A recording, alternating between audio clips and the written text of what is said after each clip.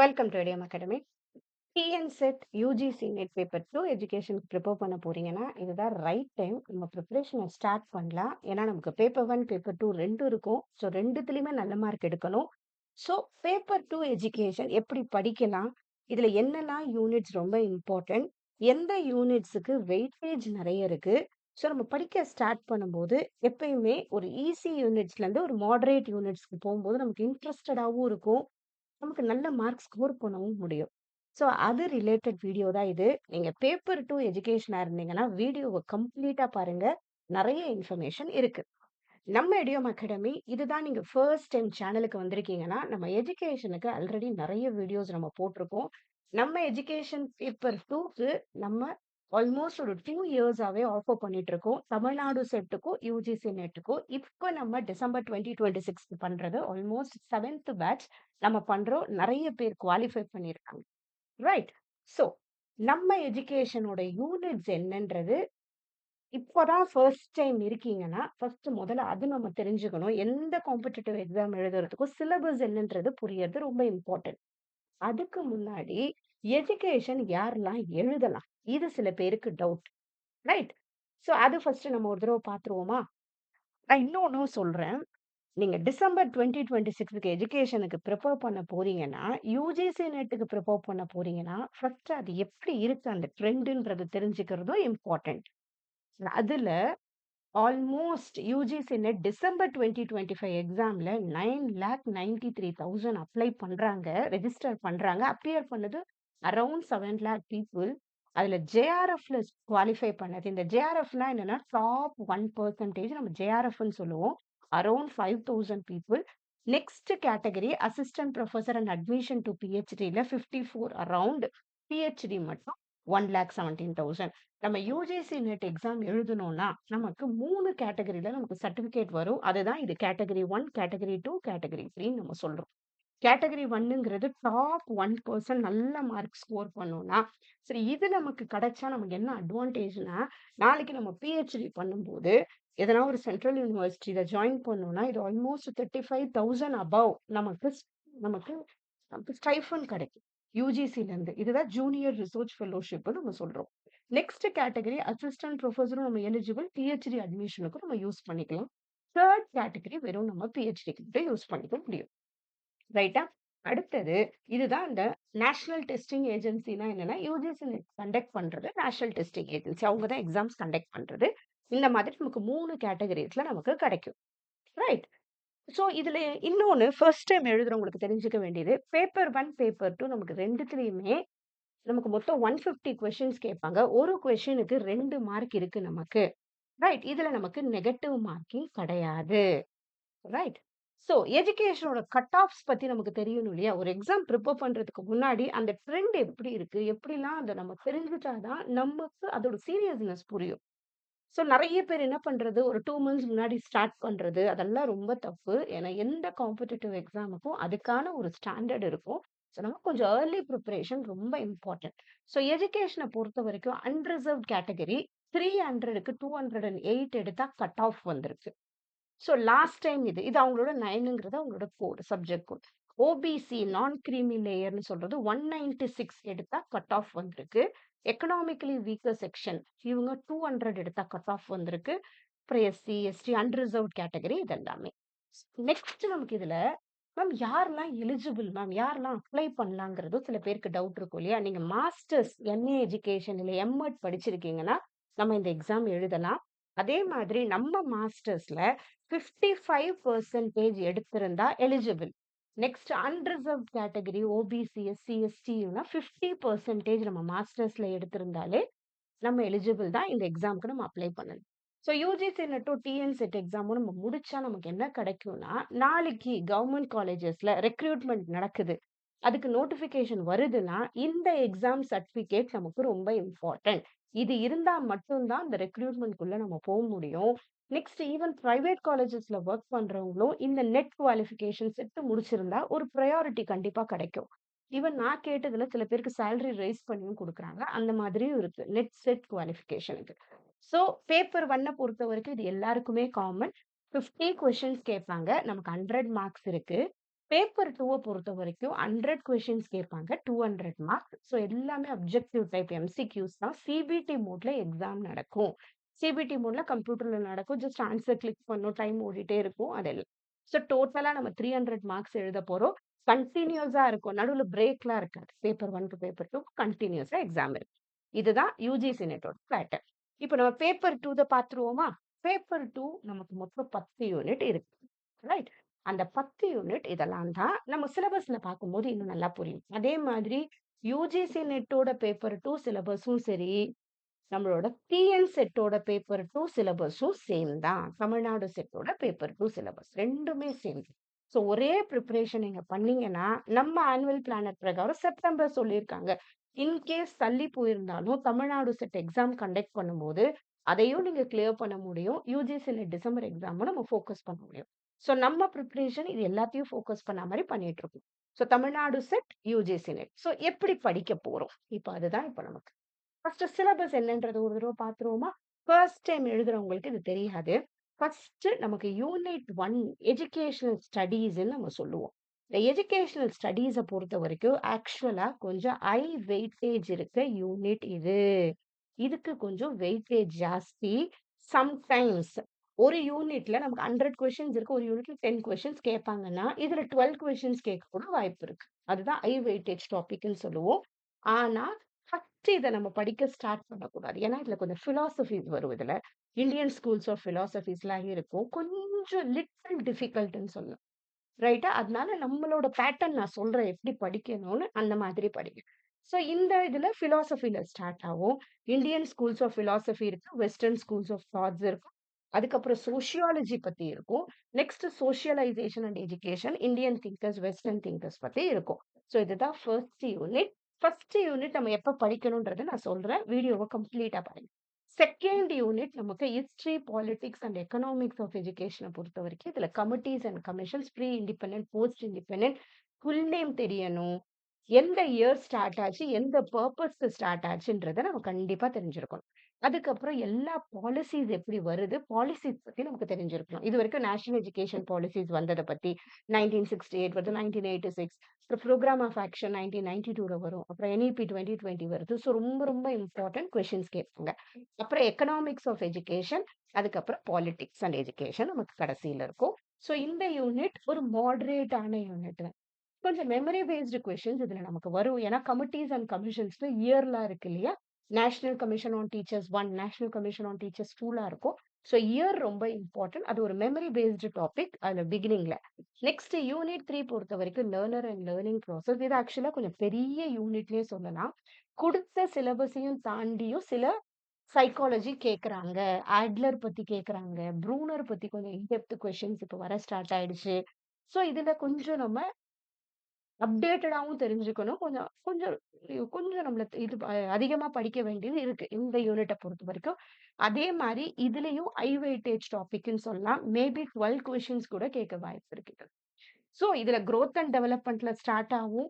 Intelligence தியரீஸ்ன்னு நமக்கு எல்லாமே இருக்கு. Single factor theory, 2 factor theory, multiple factor theory எல்லா தியரீஸும் தெரிஞ்சிருக்கணும். ப்ராப்பனன்ஸ் பேர் தெரிஞ்சிருக்கணும் எல்லாம்.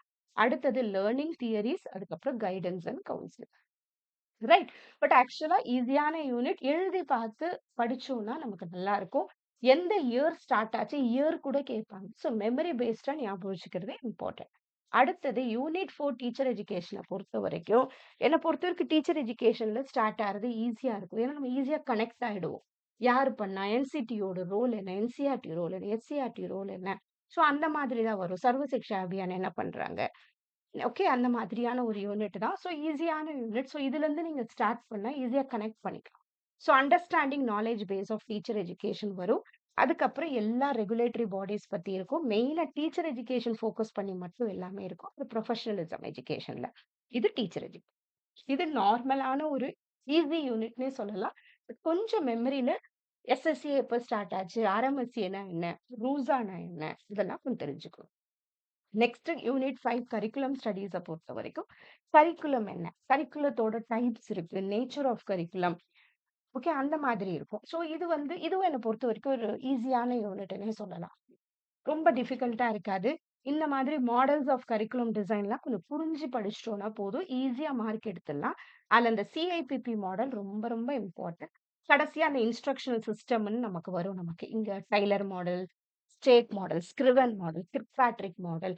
ஸோ இதெல்லாம் சிலபஸ்ல இருக்கிறத தெளிவா புரிஞ்சு படிச்சோம்னாலே, இந்த யூனிட்ட பொறுத்தவரைக்கும் நம்ம மார்க் எடுத்துடலாம். அடுத்தது meaning and types of curriculum change. எதுக்கு ஒரு கரிக்குலம் சேஞ்ச் தேவைப்படுது? ஸோ இது கொஞ்சம் ஈஸியான யூனிட். இத ஞாபகம் வச்சுக்கோங்க. அடுத்தது யூனிட் 6 பொறுத்தவரைக்கும் ரிசர்ச் இன் எஜுகேஷன் நம்ம சொல்லுவோம்.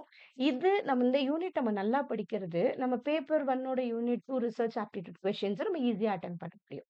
ஸோ நம்ம எஜுகேஷன் பேப்பர பொறுத்தவரைக்கும், சில பேப்பர் 2 கொஸ்டின்ஸ் இப்ப பேப்பர் 1லயும் கேட்கறாங்க. ஸோ இந்த மாரி டாபிக்ஸ் கனெக்டடா இருக்க டாபிக்கோட கொஸ்டின்ஸ் கொஞ்சம் இன் டெப்த் கொஸ்டின்ஸ் பேப்பர் 1ல இப்ப கேட்க ஸ்டார்ட் பண்ணிட்டாங்க. ஸோ இந்த யூனிட் கொஞ்சம் நல்லா படிச்சுக்கோங்க. ஏன்னா, இதுல பேப்பர் 1ம் சேர்த்து கையில நமக்கு 15 கொஸ்டின்ஸ் இருக்கு. அப்படி மைண்ட்ல வச்சுட்டு படிங்க. ரைட்டா? So meaning and scope of education research எல்லாமே தெரியணும். ரிசர்ச் ப்ராசஸ் என்ன, ரிசர்ச் டிசைன் என்ன, ரிசர்ச் மெத்தடாலஜி என்ன, டைப் என்ன, சாம்பிளிங் என்ன, பாப்புலேஷன் என்ன, பிளஜரிசம் என்ன. ஸோ எல்லா ஜெனரல் திங்கும் அதுல தெரிஞ்சுக்கிறது நல்லது. அடுத்தது வேரியபிள்ஸ் பத்தி இதுல இருக்கு, ஹைப்போதசிஸ் பத்தி இருக்கு. இதெல்லாமே நார்மலான ஒரு டாபிக். புரிஞ்சு படிக்க வேண்டிய ஒரு topic.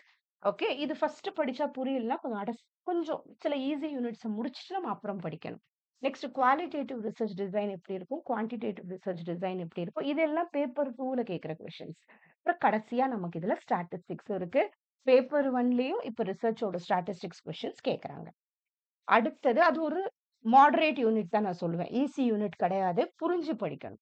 Next unit 7 pedagogy, andragogy and assessment பொறுத்தவரைக்கும், பெடகாஜினா சின்ன பிள்ளைங்களுக்கு பண்றது. எப்படி பண்ணலாம்? ஸோ லெவல்ஸ் ஆஃப் டீச்சிங் இதுல இருக்கு. நமக்கு memory level, understanding level, reflective level. இது நமக்கு பேப்பர் 1 யூனிட் 1 கான்செப்ட்லயும் இருக்கு. ஸோ இது நல்லா படிச்சோம்னா அதுவும் நம்ம பண்ண முடியும். ஸோ அசஸ்மென்ட் எப்படி பண்ணுவோம்? பெடகாஜிக்கு எப்படி பண்ணுவோம்? ஆண்ட்ரோகாஜினா அடல்ட்ஸ்க்கு பண்றது. மால்கம் நாவல்ஸ் என்ன சொல்லியிருக்காரு. ஸோ அதெல்லாம் ரொம்ப இம்பார்ட்டன்ட். அதுக்கப்புறமா இந்த இடத்துல கொஞ்சம் நமக்கு ப்ளூம்ஸ் டாக்ஸானமி கொஸ்டின்ஸ் கொஞ்சம் இதுல கேட்பாங்க. அதுவும் படிச்சுக்கணும். Cognitive, affective and psychomotor mind. இது எல்லாம் இதுல இருக்கு. அப்புறம் பெடகாஜி எப்படி அசஸ் பண்றோம்?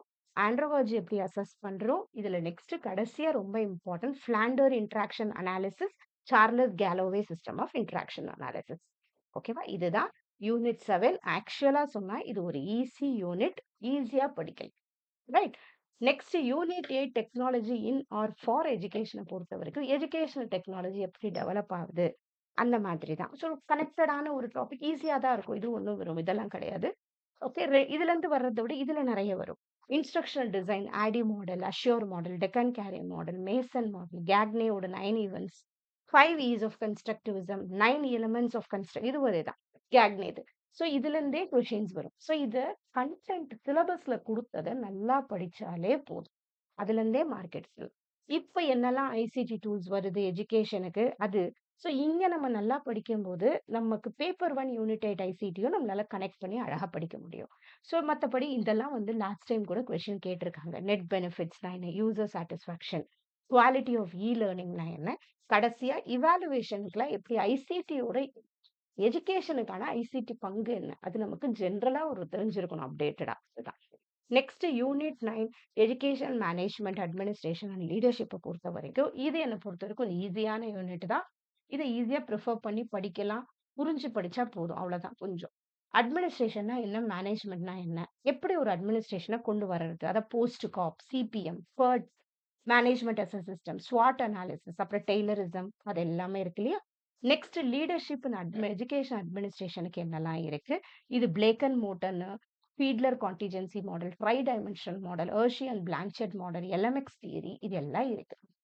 Next concept of quality and quantity இதுல டிக்யூஎம் பத்தி, சிக்ஸ் சிக்மா, குவாலிட்டி குருஸ் பத்தி இது எல்லாமே இம்பார்ட்டன்ட். இருக்கிற கான்செப்ட் சிலபஸ கரெக்ட்டா புரிஞ்சு படிச்சிட்டோம்னா, இந்த யூனிட்ல மார்க் எடுக்கலாம். சேஞ்ச் மேனேஜ்மென்ட்ட பொறுத்தவரைக்கும் எதுக்கு சேஞ்ச் தேவைப்படுது? அது குட்லுவின் சொன்ன அந்த model. Next just in time model, poka yoke model இது எல்லாமே இருக்கு. ரைட்டா? ஸோ நெக்ஸ்ட் எப்படி ஒரு குவாலிட்டி அஷ்யூரன்ஸ் இருக்குன்றது நமக்கு குடுத்திருப்பாங்க. இதுதான் எஜுகேஷன் மேனேஜ்மென்ட், அட்மினிஸ்ட்ரேஷன், லீடர்ஷிப். கொஞ்சம் ஈஸியான யூனிட் தான். கொஞ்சம் டைம் எடுக்கும். பட் புரிஞ்சு படிச்சுட்டா போதும். நெக்ஸ்ட் யூனிட் 10 இன்க்ளூசிவ் எஜுகேஷன பொறுத்தவரைக்கும், inclusive education and integrated education, special எஜுகேஷன்னா என்ன? அசிஸ்டிவ் டிவைசஸ், அடாப்டிவ் டிவைசஸ் என்ன? இதெல்லாம் கொஞ்சம் தெரிஞ்சிருக்கணும். அதுக்கப்புறம் ஒவ்வொரு நேஷனல் எஜுகேஷன் பாலிசில இதுக்காக என்ன கொண்டு வந்தாங்க? இன்க்ளூசிவ் எஜுகேஷனுக்கு என்ன ஒரு இனிஷியேட்டிவ் கொண்டு வந்தாங்க? அந்த மாதிரி இருக்கிறதெல்லாம் நமக்கு தெரிஞ்சிருக்கணும். ரைட்டா? அடுத்தது இம்பேர்மென்ட்னா என்ன? டிசபிலிட்டினா என்ன? ஹேண்டிகேப்னா என்ன? இதுல கொஞ்சம் ஐசிஎஃப் மாடல்னு ஒண்ணு இருக்கும். இது இம்பார்ட்டன்ட் இங்க. இவங்களுக்கு எப்படி எவாலுவேட் பண்ணணும்? அந்த மாதிரி இருக்கிறது. இன்க்ளூசிவ் கிளாஸ் ரூம்ஸ் பத்தி, அந்த டீச்சர்ஸ் எப்படி கிளாஸ்ல கொண்டு போணும்? டைவர்ஸ் லேர்னர்ஸ் எப்படி சரிப்படுத்துறது? அந்த மாரி இருக்கிறது. ஸோ கடைசியா இங்க பேரியர்ஸ் அண்ட் ஃபெசிலிட்டேட்டர்ஸ்ன்னு குடுத்திருப்பாங்க. ஓகே. இதெல்லாம் இன்னும் தடங்கல் இருக்கு. ஹிண்ட்ரன்ஸஸ் இருக்கு. இன்க்ளூசிவ் எஜுகேஷன் கொண்டு வராம இருக்கு. ஸோ அதுக்கான ஒரு இதெல்லாம் ஒரு சப்ஜெக்டிவ் கொஸ்டினா வரவும் வாய்ப்பு. இதுதான் நம்மளோட பேப்பர் 2 எஜுகேஷனோட 10 யூனிட்ஸ். ரைட். இந்த 10 யூனிட்ஸ நீங்க படிக்க ஸ்டார்ட் பண்றீங்கன்னா, கொஞ்சம் ஈஸியா இருக்கிற மாதிரி ஸ்டார்ட் பண்ணுங்க. அது ரொம்ப இம்பார்ட்டன்ட். ரைட். கொஞ்சம் ஈஸியா எப்படி படிக்கலாம்ன்னு யோசிச்சு ஸ்டார்ட் பண்ணுங்க. இந்த 10 யூனிட்ட இப்ப நம்ம எப்படி பண்ணுவோம்னா, இப்ப நம்மளோட கோர்ஸ்ல எப்படி பண்ணுவோம்னா, எல்லா யூனிட்ஸுமே ஒரு மேனேஜபிள் 3 யூனிட்ஸா நம்ம பிரிச்சுருவோம். ரைட். மேனேஜபிள் 3 யூனிட்ஸா பிரிச்சுருவோம். அத நம்ம சப் யூனிட்ஸ்ன்னு சொல்லுவோம். அதுதான் இந்த மாதிரி சப் யூனிட்ஸ். இந்த சப் யூனிட்ஸ தான் நம்ம என்ன பண்ணுவோம், ஒவ்வொரு கிளாஸ்ல நம்ம கம்ப்ளீட் பண்ணுவோம். இந்த கிளாஸ்ல கம்ப்ளீட் பண்ணிட்டு, அது ரிலேட்டடா எம்சிக்யூஸும் நம்ம சால்வ் பண்ணுவோம். நம்ம எல்லா கோர்ஸஸுமே நம்மளோட ஆப்ல கண்டக்ட் பண்றதுனால, சிபிடி மோட் டெஸ்ட்டும் நம்ம குடுப்போம். ஆல்மோஸ்ட் எஜுகேஷன பொறுத்தவரைக்கும் 1300 பிளஸ் பிஒய்க்யூஸ் நம்ம பிராக்டிஸ் பண்ணுவோம். அதனால தான் எஜுகேஷன் பயங்கர ஸ்ட்ராங்கா பண்ண முடியும் எல்லாராலயுமே. ஸோ இந்த மாதிரி ஆல்ரெடி நம்ம ஒவ்வொரு யூனிட்ஸும் 3 சப் யூனிட்ஸா பிரிச்சிருப்போம் இந்த மாதிரி. பிரிச்சு அதுக்கேத்தா மாதிரி நம்ம நோட்ஸ் ரெடி பண்ணியிருப்போம். ஈஸியா இருக்கும். இதுக்குன்னு தனியா ஒரு புக் வாங்கி படிக்கணும் அவசியம் இல்ல. நம்ம குடுக்குற இந்த மெட்டீரியல்ஸ படிச்சாலே போதும். அந்த அளவு ஈஸியா நம்ம பண்ணுவோம். சப்ஜெக்ட் வைஸ் டெஸ்ட் இருக்கும். Unit wise MCQs and PYQs with எக்ஸ்பிளனேஷன்ஸோட ஆட் பண்ணுவோம். அதே மாதிரி எந்த காம்படிட்டிவ் எக்ஸாம் ப்ரிப்பேர் பண்றதுக்கும் டெய்லி ஒரு கன்சிஸ்டன்ட் பிராக்டிஸ், புரிஞ்சு படிக்கிறது, எம்சிக்யூ பிராக்டிஸ், மாக் பிராக்டிஸ் எல்லாமே இம்பார்ட்டன்ட். இதெல்லாம் இல்லாம எந்த காம்படிட்டிவ் எக்ஸாம் கிளியர் பண்ண முடியாது. ரைட்டா? ஸோ நம்மளோட டைம் டேபிள் இந்த மாதிரி நம்ம குடுத்துருப்போம். நம்ம பேப்பர் 2 எஜுகேஷனுக்கு இது 7த் பேட்ச் பண்ணிட்டு இருக்கோம். டியூஸ்டே, தர்ஸ்டே, சாட்டர்டே நமக்கு கிளாஸஸ் இருக்கும். நம்ம ரெக்கார்டட் வீடியோஸ் அந்த நாள்ல கரெக்ட்டா அப்லோட் பண்றோம். இப்போதைக்கு நம்ம எஜுகேஷனல் ஷெட்யூல் இப்படிதான் பண்ணிட்டு இருக்கோம். நம்ம பேப்பர் 1 பொறுத்தவரைக்கும் நமக்கு live classes Monday, Wednesday, Friday இருக்கும். பேப்பர் 2 எஜுகேஷன பொறுத்தவரைக்கும் டியூஸ்டே, தர்ஸ்டே, சாட்டர்டே நம்ம இதுக்கான ஒரு டைம் டேபிள் நமக்கு இருக்கும். ஸோ இந்த டைம் டேபிள் பிரகாரம் நம்ம ஓரியன்டேஷன் நம்ம கிளியர் பண்ணியாச்சு. 1 ஆகஸ்ட்ல இருந்து நம்ம யூனிட் 4 ஸ்டார்ட் பண்ணியிருக்கோம். நான் சொன்ன மாதிரி நம்ம எப்படி அரேஞ்ச் பண்ணியிருப்போம்னா, பேசிக்ல இருந்து மாடரேட் ஈஸியான யூனிட்ல இருந்து மாடரேட் யூனிட்க்கு அரேஞ்ச் பண்ணியிருப்போம். இதுல யூனிட் 4 கொஞ்சம் மேனேஜபிள் ஈஸியா இருக்கும். Next unit 4 sub unit 2, unit 4. Unit 4க்கு அப்புறம் யூனிட் 7 படிங்க. அது ஈஸியா இருக்கும். நெக்ஸ்ட் யூனிட் 7க்கு அப்புறம் யூனிட் 5 படிங்க. Curriculum studies. Unit 7 pedagogy, andragogy. இது teacher education. Unit 4 teacher education. Unit 7 pedagogy. அடுத்தது அந்த மாரி அரேஞ்ச் பண்ணிக்கோங்க. யூனிட் 5 கரிக்குலம் நெக்ஸ்ட் ஈஸியா இருக்கும். Next unit 8 ICT. ஐசிடி சொல்ல மாட்டோம். இதுல educational technology. Unit 9 education management. Unit 8க்கு அப்புறம் யூனிட் 9 படிங்க. நெக்ஸ்ட் யூனிட் 10 எடுங்க. Inclusive education. ஸோ இது எல்லாமே ஓரளவு அழகா இருக்கும். மெமரி கொஞ்சம் அண்டர்ஸ்டாண்டிங் லெவல் அந்த மாதிரி இருக்கும். போர்ஷன்ஸ் ஹெவியாவும் இருக்காது. மேனேஜபிளா இருக்கும். கொஞ்சம் கனெக்ட் ஆற மாதிரி இருக்கும். அடுத்தது யூனிட் 2க்கு வாங்க. History, politics and economics of education. இதுல கொஞ்சம் கமிட்டீஸ், கமிஷன்ஸ் கொஞ்சம் நெறைய மெமரி பேஸ்ட் இருக்கும். அப்புறம் யூனிட் 2 வாங்க. நெக்ஸ்ட் யூனிட் 3 போங்க. Learner and learning process. இதுக்கு கொஞ்சம் மெமரி பேஸ்ட் வேணும். அண்டர்ஸ்டாண்டிங் வேணும். கொஞ்சம் ஹெவியா இருக்கும். இப்ப நெறைய இருக்கு. அடுத்தது யூனிட் 6 வாங்க. எஜுகேஷன் ரிசர்ச்ச பொறுத்தவரைக்கும் இது கொஞ்சம் கன்டென்ட் நெறைய இருக்கிற ஒரு யூனிட் தான். இது புரிஞ்சு படிக்கணும். ஸ்டாட்டிஸ்டிக்ஸும் பார்க்கணும். கடைசியா நம்ம யூனிட் 1 வருவோம் எப்பயுமே. Educational studies. ஏன்னா இதுல பிலாசபிஸ்லாம் இருக்கும். கொஞ்சம் டைம் எடுக்கும் புரிய.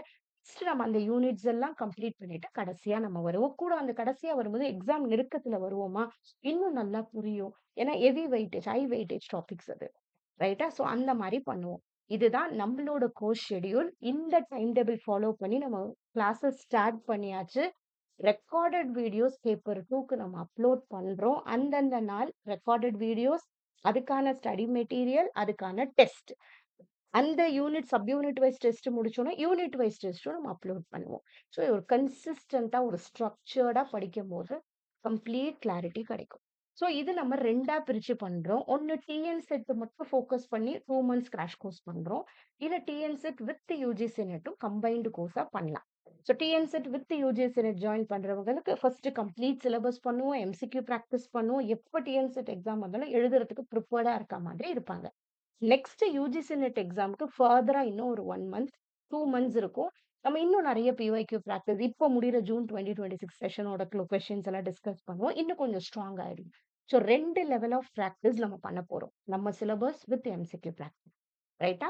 ஸோ இது எல்லாமே கிடைக்கும். அதுக்கப்புறம் டிஎன்செட் வித் யுஜிசி நெட் சேர்றோம் உங்களுக்கு. இதுதான் நம்மளோட டீடைல்டு டைம் டேபிள்.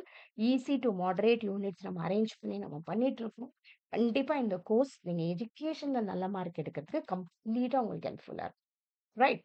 ஸோ இது ரிலேட்டடா வேற எதனா டவுட்ஸ் இருந்துச்சுன்னா, நம்ம நம்பர் 63630485 நம்ம எடியம் அகாடமி நம்பருக்கு வாட்ஸ்அப் பண்ணுங்க, கான்டாக்ட் பண்ணுங்க. நம்ம கம்ப்ளீட் டீடைல்ஸ் குடுக்குறோம். பேப்பர் 1 வித் பேப்பர் 2 எஜுகேஷன் 2த்துக்குமே ஃபுல்லா காம்போ சப்போர்ட் இருக்கும். 2ம் சேர்த்து சப்போர்ட் பண்றோம். கண்டிப்பா இந்த வாட்டி நீ எக்ஸாம் கிளியர் பண்ண முடியும். So thank you so much. All the best for your preparation.